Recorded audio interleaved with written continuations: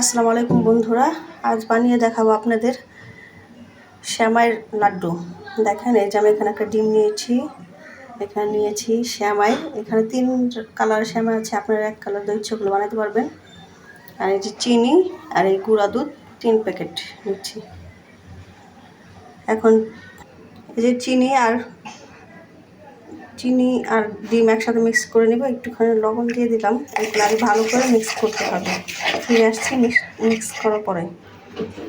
হয়ে গেছে আমার মিক্স করা। এখন আমি অল্প অল্প করে সেমাই দিব আর এগুলো মাখাবো।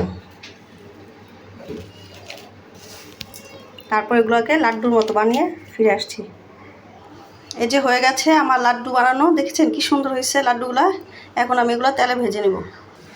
হয়ে গেছে আমার এই যে লাড্ডুগুলো, এখন দিয়ে দিতেছি একটা একটা করে। দেখেন, এই দেখেন হয়ে গেছে আমার সেমাই লাড্ডু। উপরে একটু গুঁড়া দুধ ছিটিয়ে দিয়েছি, হয়ে গেছে। কেমন হয়েছে জানাবেন।